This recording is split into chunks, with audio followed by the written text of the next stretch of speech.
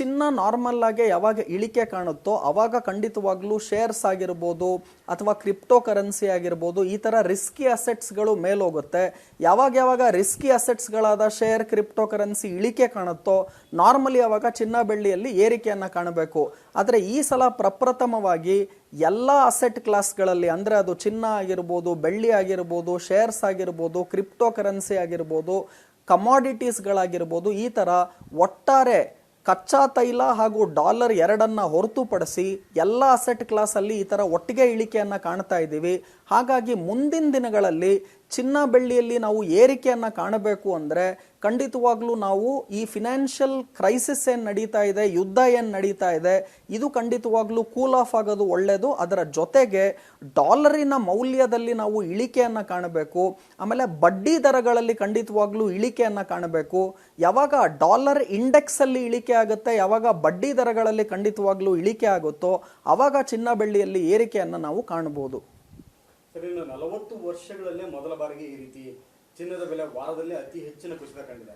ಇನ್ನು ಈ ಐತಿಹಾಸಿಕ ಕುಸಿತ ಆಭರಣ ಪ್ರಿಯರಿಗೆ ವರದಾನವಾಗಿದ್ರೂ ಕೂಡ ಹೂಡಿಕೆದಾರರಲ್ಲಿ ಸಾಕಷ್ಟು ಆತಂಕ ಮೂಡಿಸಿದೆ. ಹೀಗೆ ನೋಡಿ, ಯಾರ್ಯಾರು ಚಿನ್ನ ಬೆಳ್ಳಿಯನ್ನ ಆಲ್ರೆಡಿ ಖರೀದಿ ಮಾಡಿದ್ರು, ಹೈಯರ್ ರೇಟ್ ಅಲ್ಲಿ ಖರೀದಿ ಮಾಡಿದ್ರು, ಅವ್ರೇನ್ ತಿಳ್ಕೋಬೇಕು ಅಂದ್ರೆ ಕೇವಲ 1-1.5 ವರ್ಷದಲ್ಲಿ ಚಿನ್ನ ಬೆಳ್ಳಿ ರೇಟ್ಗಳಲ್ಲಿ ಗಣನೀಯವಾದ ಏರಿಕೆಯನ್ನ ಕಂಡ್ವಿ. ಅಂದ್ರೆ ಬೆಳ್ಳಿ ಹತ್ತತ್ರ 150% ಏರಿಕೆ, ಚಿನ್ನ ಹತ್ತತ್ರ 70-80% ಏರಿಕೆಯನ್ನ ಕೇವಲ 1-1.5 ವರ್ಷದಲ್ಲಿ ನೋಡಿದಾಗ ಅನೇಕ ಜನ ಹೈಯೆಸ್ಟ್ ಲೆವೆಲ್ಸ್ ಅಲ್ಲಿ ಹೋಗಿ ಇನ್ನೇನ್ ನಮಗ್ ಸಿಗೋದಿಲ್ಲ ಚಿನ್ನ ಬೆಳ್ಳಿ 10 ಲಕ್ಷ ಆಗ್ಬಿಡುತ್ತೆ ಕೆಜಿಗೆ, ಚಿನ್ನ ಹೋಗ್ಬಿಟ್ಟು 3 ಲಕ್ಷ 4 ಲಕ್ಷ 10 ಗ್ರಾಮ್ಗೆ ಆಗ್ಬಿಡುತ್ತೆ, ಇವಾಗ ಬಿಟ್ರೆ ಸಿಗೋದಿಲ್ಲ ಅಂತ ಅನೇಕ ಜನ ಮುಗಿ ಬಿದ್ದಿ ಹೈಯರ್ ರೇಟ್ಸ್ಗಳಲ್ಲಿ ಏನು ವೈಜ್ಞಾನಿಕವಾಗಿ ಚಿಂತನೆ ಮಾಡದೇನೆ ಸಾಲ ಮಾಡಾದ್ರೂ ಚಿನ್ನ ಬೆಳ್ಳಿ ಖರೀದಿ ಮಾಡುವಂತ ಯಾರ್ಯಾರು ಖರೀದಿ ಮಾಡಿದ್ರೋ ಅವರು ಇವಾಗ ಖಂಡಿತವಾಗ್ಲೂ ಆತಂಕದಲ್ಲಿದ್ದಾರೆ. ಈ ಆತಂಕವನ್ನ ದೂರ ಮಾಡೋದಕ್ಕೋಸ್ಕರ ನೀವೇನ್ ತಿಳ್ಕೋಬೇಕು, ಎಲ್ಲ ಇನ್ವೆಸ್ಟ್ಮೆಂಟ್ ಅನ್ನ ಲಂಸಮ್ ಆಗಿ ಒಟ್ಟಿಗೆನೆ ಬೈ ಮಾಡಬೇಡಿ. ಹಾಗೂ ಯಾವ ಇನ್ವೆಸ್ಟ್ಮೆಂಟ್ ತುಂಬಾ ಹೈಯರ್ ರೇಟ್ ಅಲ್ಲಿ ಇದೆ ಅಲ್ಲೋಗಿ ಕೊಂಡ್ಕೋಬಾರ್ದು. ಡಿಸ್ಕೌಂಟ್ ಸೇಲ್ ಬರೋವರೆಗೂ ಕಾಯ್ದು ಬಿಟ್ಟು ಲೋಯರ್ ರೇಟ್ಸ್ಗಳಲ್ಲಿ ಖಂಡಿತವಾಗ್ಲೂ ನಾವು ಕೊಂಡ್ಕೋಬೇಕಾಗತ್ತೆ.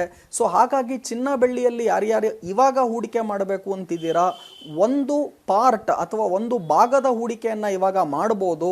ಯಾರು ಕೂಡ ಲೋಯೆಸ್ಟ್ ರೇಟಲ್ಲಿ ಖರೀದಿ ಮಾಡಿ ಹೈಯೆಸ್ಟ್ ರೇಟಲ್ಲಿ ಸೆಲ್ ಮಾಡೋದಕ್ಕೆ ಆಗೋದಿಲ್ಲ. ಹಾಗಾಗಿ ಹಂತ ಹಂತವಾಗಿ ಪ್ರತಿಯೊಂದು ಇಳಿಕೆಯಲ್ಲಿ ಇವಾಗ ಖರೀದಿ ಮಾಡಿ. ಹಾಗೂ ಕೇವಲ ಒಂದೇ ಒಂದು ವಾರದಲ್ಲಿ ಈ ತರ 40 ವರ್ಷದ ದಾಖಲೆ ಪ್ರಮಾಣದ ಕುಸಿತವನ್ನ ಚಿನ್ನ ಬೆಳ್ಳಿಯಲ್ಲಿ ನಾವೇನ್ ಕಾಣ್ತಾ ಇದ್ದೀವಿ, ಆದ್ರೆ ನಾವು ಮರಿಬಾರ್ದು, ಹೋದ ವರ್ಷ ಅದೇ ರೀತಿ ದಾಖಲೆ ಪ್ರಮಾಣದ ಏರಿಕೆಯನ್ನು ಕೂಡ ಚಿನ್ನ ಬೆಳ್ಳಿ ಕೊಟ್ಟಿತ್ತು. ಹಾಗಾಗಿ ಯಾರ್ಯಾರು ಚೇಸ್ ಮಾಡ್ಕೊಂಡು ಸಾಲ ಮಾಡ್ಕೊಂಡು ಇನ್ವೆಸ್ಟ್ಮೆಂಟ್ ಮಾಡಿದ್ರು ಅವ್ರು ನಷ್ಟ ಮಾಡ್ಕೊಳ್ತಾ ಇದ್ದಾರೆ. ಯಾರ್ಯಾರು ವೈಜ್ಞಾನಿಕವಾಗಿ ಇಂತಹ ಡಿಸ್ಕೌಂಟ್ ಸೇಲ್ ಬಂದಾಗ ಇನ್ವೆಸ್ಟ್ಮೆಂಟ್ ಮಾಡ್ತಾರೋ ಅವರು ಬರುವ ದಿವಸಗಳಲ್ಲಿ ಅಧಿಕ ಲಾಭವನ್ನ ಮಾಡ್ತಾರೆ. ಇನ್ನು ಚಿನ್ನ ಜೊತೆ ಬೆಳ್ಳಿ ಕೂಡ ಇಳಿಮುಖ ಆಗ್ತಾ ಇದೆ. ಇನ್ನು ಮುಂದಿನ ನಿರ್ಮಾಣಗಳಲ್ಲಿ ಬೆಳ್ಳಿ ಇನ್ನಷ್ಟು ಕಡಿಮೆ ಆಗುವ ಸಾಧ್ಯತೆ ಇದೆ. ನೋಡಿ, ಬೆಳ್ಳಿ ಆಲ್ರೆಡಿ ಇವಾಗ 4,20,000 ರೂಪಾಯಿ ಪ್ರತಿ ಕೆಜಿ ಇದ್ದಿದ್ದು ಇವಾಗ 2,20,000 ರೂಪಾಯಿಗೆ ಬಂತು ಅಂದ್ರೆ ಶೇಕಡ ಹತ್ತತ್ರ 50% ಇಳಿಕೆಯನ್ನ ಟಾಪ್ ಲೆವೆಲ್ಸ್ ಇಂದ ನಾವು ಬೆಳ್ಳಿಯಲ್ಲಿ ಆಲ್ರೆಡಿ ಕಂಡಿದ್ದೀವಿ. ಸೊ ಇನ್ನಷ್ಟು ಕುಸಿತ ಬಂದರೂ ಕೂಡ ನನ್ನ ಪ್ರಕಾರ ಹತ್ತತ್ರ 1,75,000 1,80,000 ರೂಪಾಯಿ ಪ್ರತಿ ಕೆಜಿ ಅಲ್ಲಿ ಸ್ಟೇಬಲ್ ಆಗಿ ಇರುವ ಸಾಧ್ಯತೆಗಳು ಜಾಸ್ತಿ ಇದೆ. ಹಂಗಂತ ಅಲ್ಲಿವರೆಗೂ ಕಾಯ್ದು ನಾವು ಆಮೇಲೆ ಖರೀದಿ ಮಾಡ್ತೀವಿ ಅನ್ನೋ ಬದಲು ಅನೇಕ ಜನ ಆಲ್ರೆಡಿ 4 ಲಕ್ಷ 4,20,000 ಇಲ್ಲಿ ಖರೀದಿ ಮಾಡಿದರೆ ನೀವು ಅವ್ರಿಗೆ ಕಂಪೇರ್ ಮಾಡಿದ್ರೆ ಹತ್ತತ್ರ 1.5 ಲಕ್ಷದಿಂದ 2 ಲಕ್ಷ ರೂಪಾಯಿ ಪ್ರತಿ ಕೆಜಿಗೆ ಬೆಳ್ಳಿ ನಿಮಗೆ ಕಡಿಮೆ ಸಿಗ್ತಾ ಇದೆ. ಯಾರ್ಯಾರು ಹೈಯರ್ ಲೆವೆಲ್ಸ್ ಅಲ್ಲಿ ಅರ್ಧ ಕೆಜಿ ಬೆಳ್ಳಿ ತಗೊಂಡಿದ್ರು ನೀವಿವತ್ತು ಅದೇ ಬೆಲೆಗೆ 1 ಕೆಜಿ ಬೆಳ್ಳಿ ಅಥವಾ ಅವರ ಡಬಲ್ಗೂ ಜಾಸ್ತಿ ಖರೀದಿಯನ್ನ ಯಾಕೆ ಮಾಡಬಹುದು ಅಂದ್ರೆ ಬೆಳ್ಳಿ ದರಗಳಲ್ಲಿ ಹತ್ತತ್ರ 50% ಶೇಕಡ ಇಳಿಕೆಯನ್ನ ಕೇವಲ ಕಳೆದ 15 ದಿವಸ 1 ತಿಂಗಳಲ್ಲಿ ಕಾಣ್ತಾ ಇದ್ದೀರಾ. ಹಾಗಾಗಿ ಯಾರ್ಯಾರು ಇನ್ವೆಸ್ಟ್ಮೆಂಟ್ ಇನ್ನ ಮಾಡಬೇಕು ಅಂತಿದ್ದೀರಾ, ಒಂದು ಹಂತದ ಇನ್ವೆಸ್ಟ್ಮೆಂಟ್ ಅಥವಾ ಒಂದು ಭಾಗವನ್ನ ಇಂಥ ಸಮಯದಲ್ಲಿ ಇನ್ವೆಸ್ಟ್ಮೆಂಟ್ ಮಾಡಿ. ಮತ್ತಷ್ಟು ಇಳಿಕೆ ಆದರೆ ಸ್ವಲ್ಪ ಪೀಸ್ ಮೀಲ್ ಅಲ್ಲಿ ಇನ್ವೆಸ್ಟ್ಮೆಂಟ್ ಮಾಡೋದು, ಹಂತ ಹಂತವಾಗಿ ಪ್ರತಿಯೊಂದು ಇಳಿಕೆಯಲ್ಲಿ ಹೂಡಿಕೆ ಮಾಡೋದು ಉತ್ತಮ.